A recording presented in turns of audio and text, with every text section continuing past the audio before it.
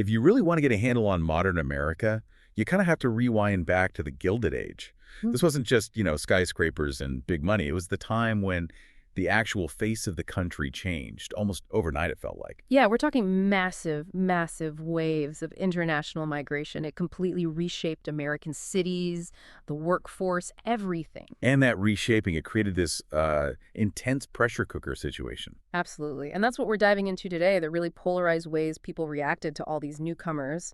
Our sources, they paint this picture of a real split in Gilded Age America. A split how? Well, on one side, you had this powerful nativist movement, really trying hard to slam the door shut on immigration.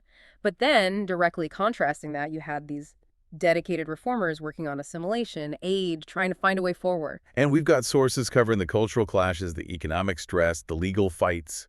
It's all in there. It is. And for the immigrants themselves, caught right in the middle, the challenge was just immense. They weren't just moving house, right? They were constantly juggling things. Constantly. Balancing traditions from back home with completely new American expectations. They were basically forced to create these hybrid identities, as our sources put it, just to navigate daily life, often facing outright hostility. That's the real human story here. Okay, let's dig into that hostility first. You mentioned this strong nativist movement being the loudest, most immediate reaction. Yeah, and when we say nativism, it's easy to just think xenophobia, but it was a bit more complicated than that. How so? Nativism, fundamentally, it's about putting native-born interests first. And back then, it was fueled by this perfect storm, really. Yeah. Deep cultural anxiety, racial prejudice, and definite economic fears. They all kind of merged together into this potent political force. Yeah, the cultural fear, you could almost feel it in the sources, especially from, the established Anglo-Saxon Protestants. Definitely.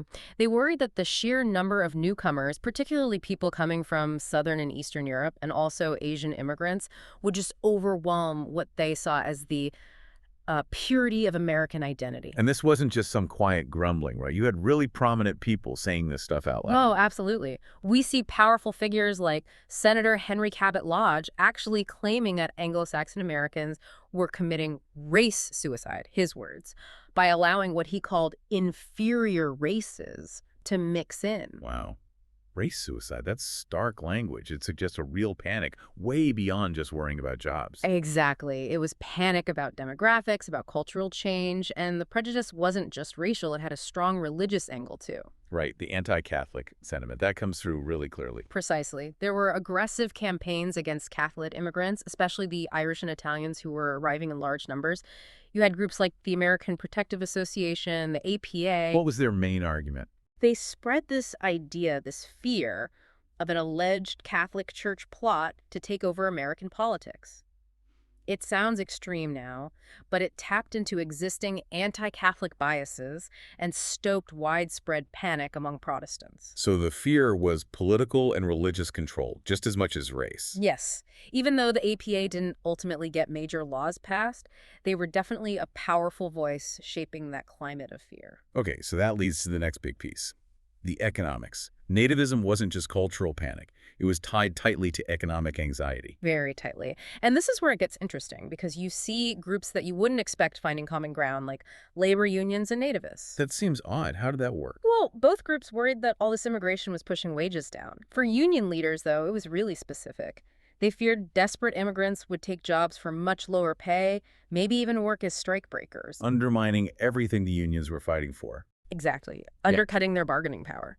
So sometimes, yeah, the immediate economic threat felt more real, more tangible than maybe questioning the ugly racial rhetoric of the nativists they found themselves aligned with. And this economic fear got particularly intense, targeted even on the West Coast, right? Dramatically so. Out west, the economic panic really zeroed in on Chinese immigrants. The accusation was simple and direct. They worked for extremely low wages, taking jobs from white laborers. It became this huge regional flashpoint focused almost entirely on one nationality. And to make all this fear, the cultural, the economic, seem legitimate, they pulled in some questionable science. Pseudoscience, yeah. You know, Specifically social Darwinism. It provided a kind of intellectual justification for these views. how did that work? Well, thinkers like William Graham Sumner, quite influential at the time, argued that wealth and social status weren't random. They were the natural result of survival of the fittest. Okay. But they didn't just apply this to individuals competing in business, they applied it to entire ethnic groups. Ah, so the thinking was if certain immigrant groups were poor, it wasn't because of circumstance or discrimination. No, it was because they were inherently racially or socially inferior. Their low status was seen as proof of their place in the natural order. So it's this toxic mix of economics, bogus science, and racism used to defend the status quo. Exactly.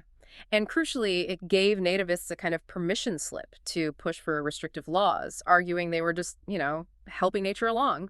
And that hostility, backed by these justifications, it did translate directly into laws. Right. Real federal policies defining who belonged and who didn't. Without a doubt, the most glaring example, truly unique in American history, is the Chinese Exclusion Act of 1882. What did it actually do? It did exactly what the name says. It barred almost all immigration from China, and very importantly, it denied Chinese residents already in the U.S. the right to become citizens. It's still shocking. Why the Chinese specifically? There were lots of immigrant groups arriving then. It really goes back to that focused economic panic on the West Coast. The political pressure, mainly from California, was immense, and frankly, the Chinese were a smaller group, more visibly distinct, and had less political clout than, say, Irish or German immigrants. They were an easier target for this kind of unprecedented federal exclusion. And that wasn't the only law. No, just 3 years later, in 1885, you get the contract labor law that was broader, aimed at stopping companies from bringing in foreign workers under prearranged contracts, basically trying to limit the supply of cheap labor more generally. Okay, so Congress is busy drawing lines, figuring out who's out. But you mentioned a contradiction earlier. Was there pushback?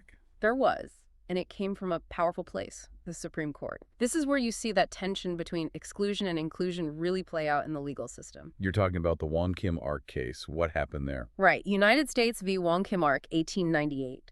The core question was about children born in the U.S. to immigrant parents. Remember the 14th Amendment? Born here, you're a citizen. The Citizenship Clause. Exactly. And the court looked at that even in the context of Chinese parents who themselves couldn't become citizens under the Exclusion Act. Their ruling was decisive. What did they decide? They affirmed that, yes, children born on U.S. soil are citizens under the 14th Amendment regardless of their parents' status. It cemented birthright citizenship as a fundamental American principle. Wow. So at the same time, Congress is passing laws to exclude a specific group. The Supreme Court is reinforcing a constitutional principle that guarantees inclusion based on birth. It's a fascinating clash. Definitely. But, okay, while all this legal and political fighting was happening, what about the immigrants themselves and the people trying to help them? Right, because exclusion and nativism might have dominated the headlines, but that's not the whole story. We absolutely have to talk about the resilience, the agency of the immigrants, and the vital support they got from reformers on the ground. They weren't just victims in this. Not at all. Think about someone like Rose Cohen. She was a Jewish immigrant, became a labor activist. She really lived that negotiation we talked about, holding on to her traditions while embracing American ideals and fighting for labor reform. She was active. And there were legal challenges, too. Yes, like the Tape family in San Francisco. Yeah. Mary and Joseph Cape, they were Chinese-American parents who fought tooth and nail against school segregation. They wanted their kids in public school just like anyone else. Despite the Exclusion Act. Despite everything, their fight wasn't just about schooling.